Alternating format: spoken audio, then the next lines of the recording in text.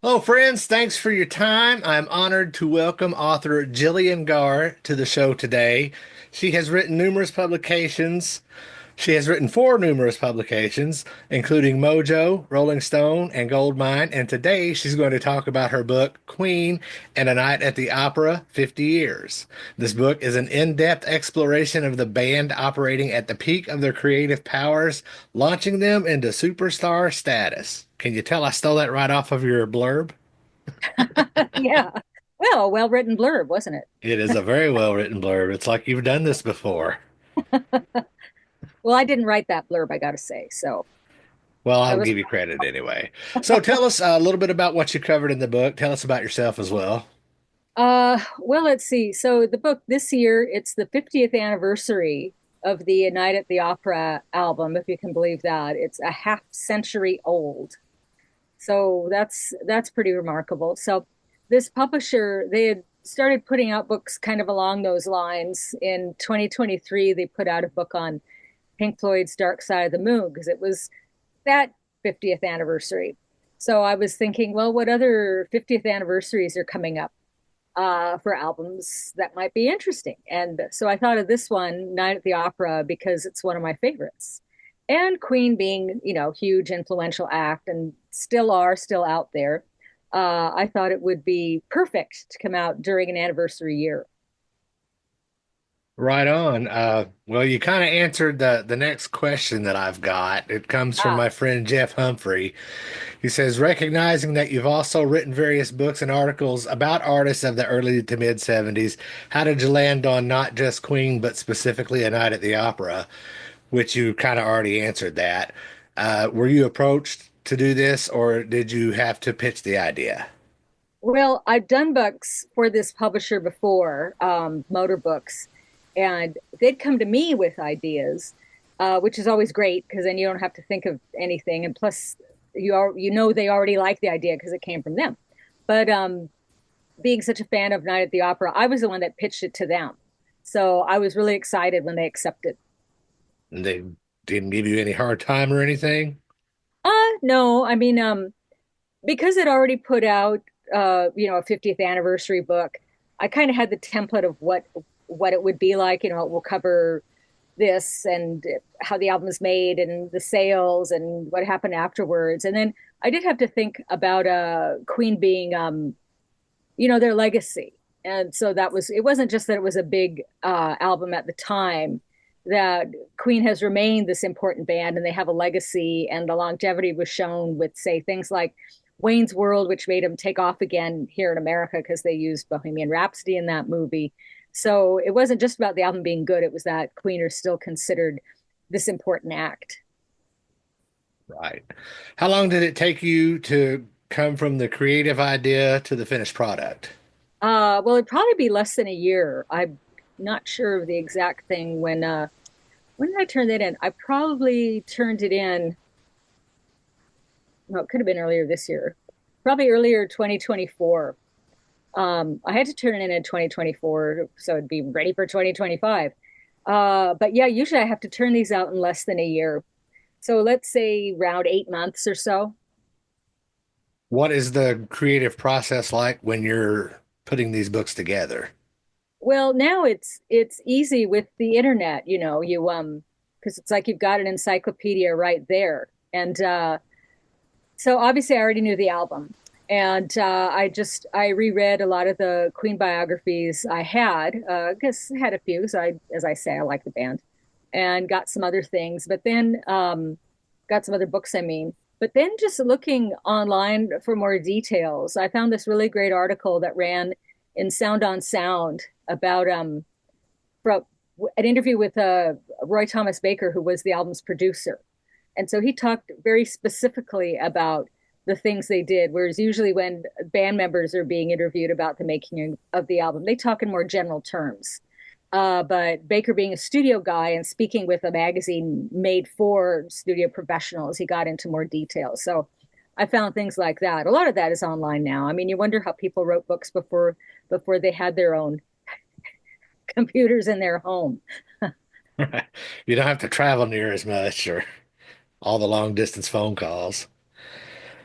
As you were, excuse me, as you were researching this and interviewing people, did you come across any information or anything about the band that kind of surprised you? Well, I guess probably the most important thing was the piece I just mentioned on the Sound on Sound interview that just went into detail about the recording process itself. But for these kind of books, because I'd say this is more than a general overview, because you are just focusing on the album mainly, but you don't, the word count was about 45,000 words, which really isn't that much. So I just drew from a lot of previous sources. I didn't do any new interviews for this one. And then just you have to interpret that for the reader and put your own views on it. I mean, you describe there were sort of two sections. In one section, you talk about the recording of the album, and then the next chapter, it's going through the album track by track. So then you have to think of something to say about each track. Evaluate it. Not quite like a review, more in depth than a review, and just sort of cover the album as a whole. Did you have any issues? There are lots of great pictures in this book. Did you have any issues licensing these pictures, or did you have any pictures that you wanted to put in that you couldn't get a license for? Well, I was very lucky in that I didn't have to do any of the photo work. So that was not my responsibility at all. So I don't know if they had any difficulty licensing photos. And I sometimes with books, like if I've done books about, say, Seattle area bands, and I'll know some photographers and say, well, see what this photographer has. I'll make referrals like that.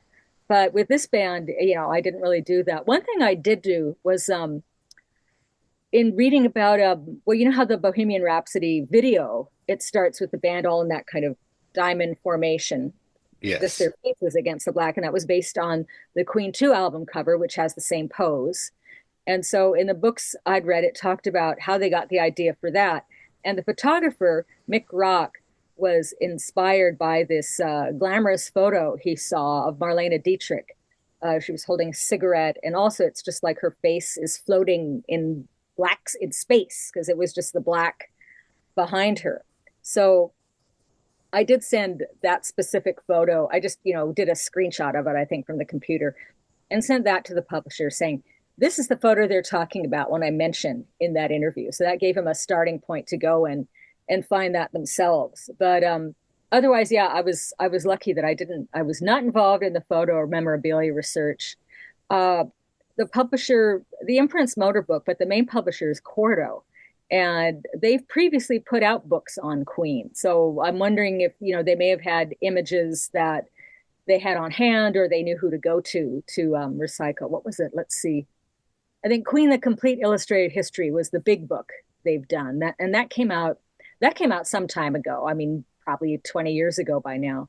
So they kind of had experience in working the Queen field. Although of course now there would be newer photos because I think when that book came out, they did do an updated version, but I think when that first book came out, I don't think they had even started touring with Paul Rogers yet. So you have all these like new photos. Wow. And the movie, the Bohemian Rhapsody movie, hadn't come out when that book first came out. So you had newer stuff. So that's been quite a while. Um, I can't remember off the top of my head. There are like 8 chapters in this book, maybe. Yeah, at least. Let's see. I have actually. I could look it up. No, I'm not going to bother looking it up. Well, if you don't But at mind, least, just talk a little bit about each chapter and how that came about. well, maybe I should bring it over then just to see. Yes, I had it handy. Get these glasses on. Well, I used that Pink Floyd book as the guide. Like, how was that set up? So I followed that one a lot as far as just said, okay. So first you had to tell Queen's story up to 1975 because that's when they recorded the album. So Queen got together a few years before. He sort of, get little profiles of each of the band members. So it just sort of tells their story, what they did before they came to record that fourth album, and how the band came together, and the recording of the previous albums, and how they'd started to tour. They'd begun to tour internationally and were making a bit of a name for themselves, but they hadn't really had that big breakthrough. And The I next, believe they had three albums before Night at the yes, Opera. 3 albums. Yeah. And the next chapter is called The Sessions. And that's obviously about the recording session. So that's pretty easy. Just talking about the specific recording sessions. I see, yeah, you were right. There are 8 chapters here. So that was a good guess for you. The next two, chapter 3 and 4, that's where we look at each track on the album, side one and side two, because of course these are vinyl albums from those days when there was side one and side two. And let's see, the release and tour, chapter 5. So talking about the release of the album and the reception it received, and the tour promoting it. And the next chapter is kind of more, I think of it as the facts and figures. It's about sales and awards. How well did the album sell? How well did the singles do? And subsequent awards that the album, the singles, and Queen received, which, as you can imagine, there's quite a few, quite a few. Then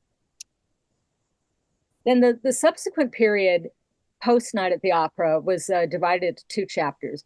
One chapter looked at Queen up to the death of Freddie Mercury, which was in 1991. And then the last chapter looks at 92 on, which, in some ways that could have been a shorter chapter because they did that big tribute concert for him in early 92. But then, where do you go? They obviously weren't going to replace Freddie. So Queen was over, so it seemed. And John Deacon just sort of went into retirement and never did much else after that.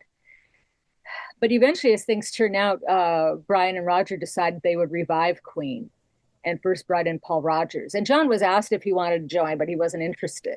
So you had Paul tour, or yeah, you had Paul tour with Queen for a bit, which I saw that rendition. But then when he was replaced later by Adam Lambert, let's see, Paul left because he had other commitments he wanted to do. He was still working, doing his own stuff, so he wanted to go back to doing that. And so there was a hiatus until they got Adam Lambert. And I remember a friend of mine just raving about him and saying how great he was. And I did go. I was finally able to see Queen. I had to go to San Francisco because they weren't coming to Seattle. So I saw them with Adam Lambert, and yes, he was very impressive. I would say better than Paul, who was a good singer and could do the hard rock stuff, but he wasn't as effective in the lighter numbers as Adam was, who, Adam having more of a camp sensibility at times for that kind of thing. So yeah, so there was actually quite a bit to write about. You had Wayne's World, you had the tribute concert. You had the musical, We Will Rock You, the stage show, and then you had the movie, and then you had Queen coming back. So that's actually quite a bit. There was something right as I was working on the book, towards the time I was finishing it, that's when Mary Austin, who'd been one of Freddie's girlfriends, announced that she was having a major auction of all his possessions because she'd been left most of his estate, certainly a lot of the physical things, and had a huge auction. And they put in a very nice catalog for that, in a hardback book. I don't think it had absolutely everything because there was a lot of stuff, but it did have a lot of the key items, like the tennis shoes that Freddie wore for the Live Aid concert, and the majestic robe that he had for the last tour they were on. So, in addition to other things like handwritten lyrics and stuff. So that was fun to add in there too. And that catalog itself would be a treasure for any Queen collector.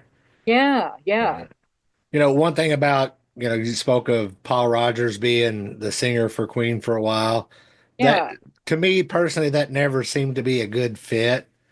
I always had it in my head after watching the tribute concert when George Michael did Somebody to Love. Hmm. I thought for sure they were going to get him in the band and they were going to continue with George Michael as their singer. Yeah, I know that was certainly considered a highlight of that performance. And I think there were discussions, but yeah, it just never came together. Yeah, but then coming in decades later with Adam Lambert, I think he's a really good fit. Yeah, yeah, he is a good fit, and he clearly has a lot of fun. I mean, when Paul joined, I remember the press release, he was kind of jokingly saying, "Well, you won't see me wearing tights," which he didn't. But you could see Adam wearing tights completely. Oh yeah. I In mean, fact, I don't Adam, know if he had tights. He had a lot of costume changes in the shows I saw. right. Show. Adam is definitely a showman. Yeah, yeah, yeah. And I Would you think like, oh, go ahead. I was just I think being younger too, he just, brought this new fresh energy. Right. Yeah. That's kind of like having an old dog and then getting a puppy. It brings a little bit of puppy back to the old dog. Yeah, yeah. Would you like to mention any of the other titles of the books that you've written? Um, well, let's see. Yeah, there's a number of them. Two of the ones I really like. One was about for a Jawbone Press. One was Return of the King, Elvis Presley's Great Comeback, which is about his comeback period from '68 when he did the TV show, and then next year he went back to live performance.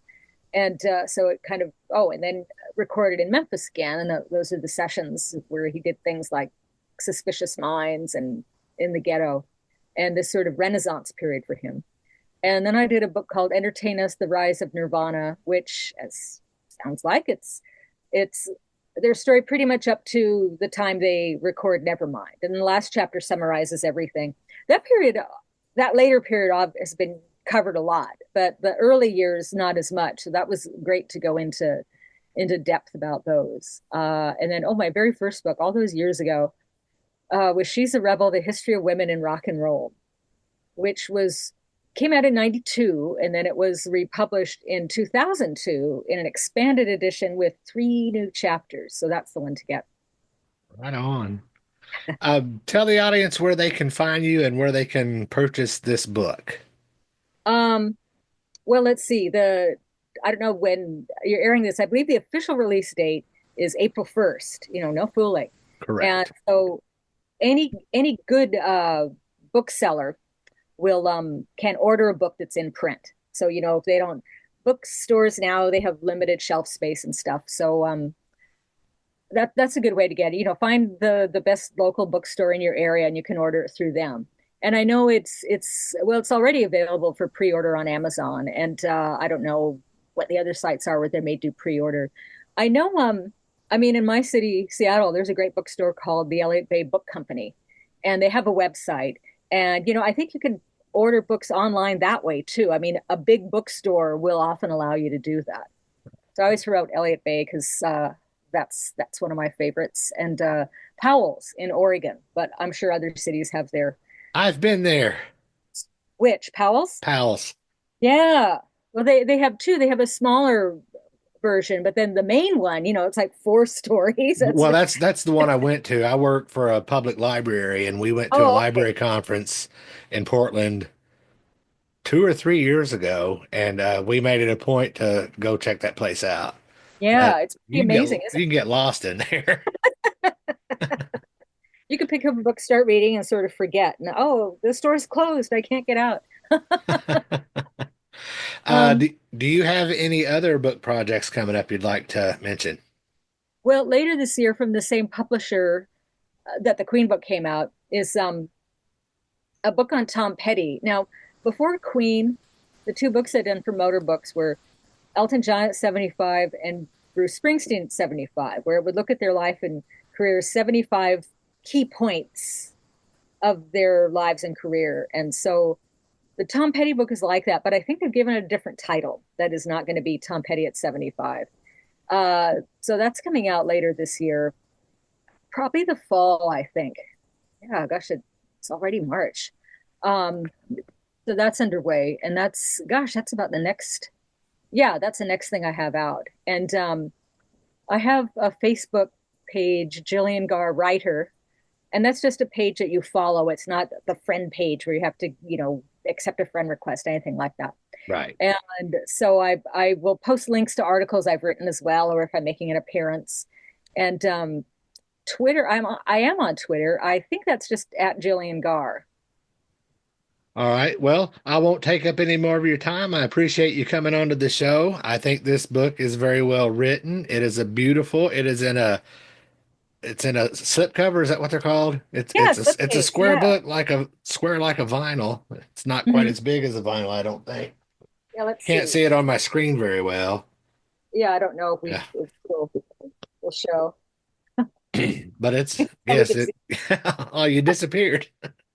Magic. there. All right. Well, I appreciate your time. You have a great day, and I'll see you soon. Thanks for listening to Big Al's Rockin' Podcast. If you haven't done so already, please be sure to subscribe on your preferred podcast outlet. Visit BigAlRocks.com to find past episodes, on-demand links to my radio show, links to my social media, and other Big Al shenanigans. Most importantly, please like and share this episode. Peace out.